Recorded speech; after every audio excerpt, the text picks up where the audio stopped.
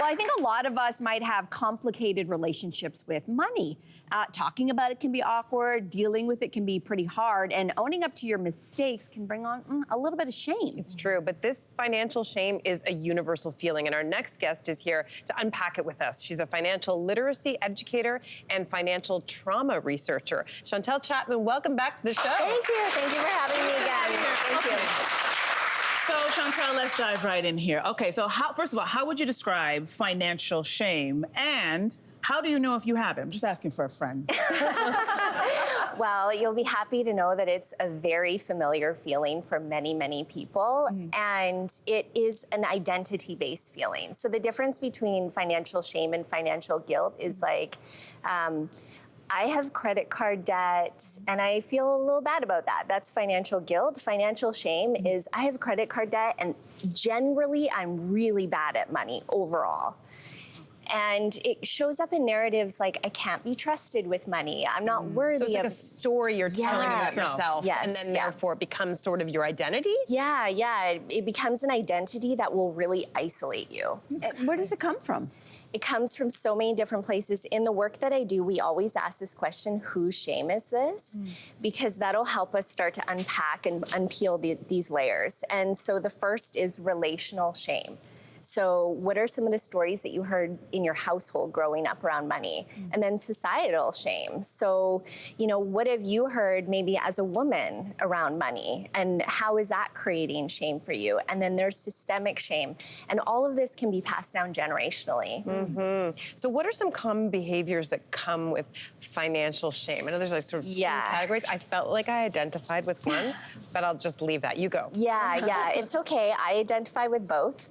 And there's two main behaviors. The first one is financial avoidance, and it's so common. There was actually a study done by Coast Capital, and they found that 63% of Canadians do something to avoid their finances. And when I saw that, I was like, I think it's higher.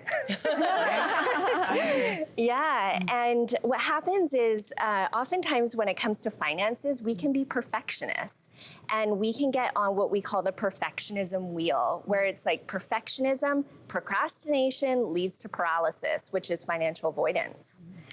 The next one is overspending. And overspending... Sorry, I thought this was when you were participating. I was like, I'm listening. Overspending. Go ahead. Yeah, overspending is a behavior that happens when we feel shame around money, maybe even for our spending, but we do it to soothe that shame. And then we end up getting on this like hedonic pleasure treadmill because the cycle continues. Yeah, it does feel good to spend money. I'm not going to lie. It does. Okay, are there gender differences when it comes to financial shame as well? Yes. So generationally, there's different narratives around money and experiences for women and men. And so men through generations have been told that their worth is attached to their creation of wealth and having wealth, whereas women, mostly through experiences and just how the systems worked around money, have received a narrative that's more subconscious that they will feel shame when good things happen with money. So they might make themselves small. They might not ask for a raise. Or, when someone compliments them, I love your outfit. And we're like, the first reaction is, it was $10, I got it at sale. Minimize. I do that. Right? It's true. Yeah. Do you? Yeah, all the time. I feel like I have to tell people. I feel like I want to share. But you're right, I didn't realize that. Okay. Yeah. Tell them how expensive it really is. None of these. That's part of my shame. That's what we're trying to work through here, Melissa.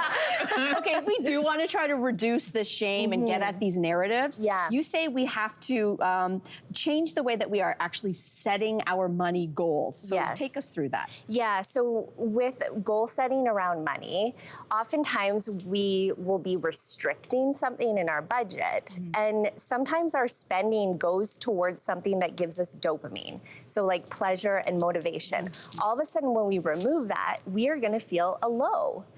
And we're more likely when we feel that low to go and binge.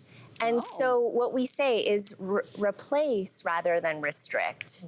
Maybe less shoes and then have a daily latte, you know, so you're still getting the motivation circuits going through getting the dopamine each day. Okay, sorry, I want to jump in. go. So, like, you know, they call those people like payday millionaires, where you get your paycheck, you pay off a credit card, and then all of a sudden you go haywire and you go spending crazy. Is that this idea of like restricting and then binging? Yeah. Okay. Restriction is one of the biggest indicators of compulsive behaviors. Okay. So anytime we restrict too much, we can go in that like feast or famine type cycle. Yes. Got it. Okay. So you say that we should take contrary actions around our financial shame. Like, what does that mean? What does that look like? Yeah. So what that means is, first of all, identifying that shame is uncomfortable. It hurts. It causes pain in the nervous system. Our natural response is going to be soothe that pain. What if we identified that was happening and we did a contrary action? We did something different. So rather than going and spending, what if I called a friend and said, I'm feeling shame around this right now? Or what if I said, I'll do the budget for just 5 minutes and see how that goes? And you've done something completely different. And we do that in the way of patterns, because patterns is what helps really break the subconscious narratives of shame. All right, so Chantel, you say talking to others and finding community support can be a great way to challenge financial shame. So how do we find that group, our community? Yeah, so shame isolates. One of the qualities of it is individualism. And so a lot of people feel it, and just knowing that you're not alone in it and opening up to friends, talking to friends about it. But if you don't even feel safe doing that, there's a lot of communities out there. Like there's a whole industry of financial coaches who run communities talking about money. There's financial professionals that their work is rooted in a shame-free approach. And there's the whole Debtors Anonymous community, which is free. And they have meetings for workaholism, spending, people-pleasing, everything you can kind of think of, there's going to be a meeting for. That's fantastic. Yeah. You were saying earlier about the conditioning that we all get, the stories, the narratives, and it can come from ourselves. But people can shame us too.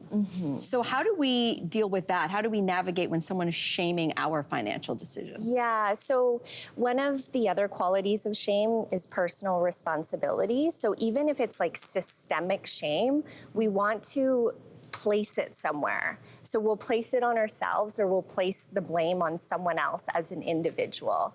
And one of the practices that we say is use sympathetic joy. So when you are about to judge someone for something they have, rather than go into that negative confirmation bias, go to sympathetic joy and be like, I'm really happy that they have that. Because the more we can do that for others, the more we can do you. Oh, I love that. Yeah. Thank you so much for this great advice. Thank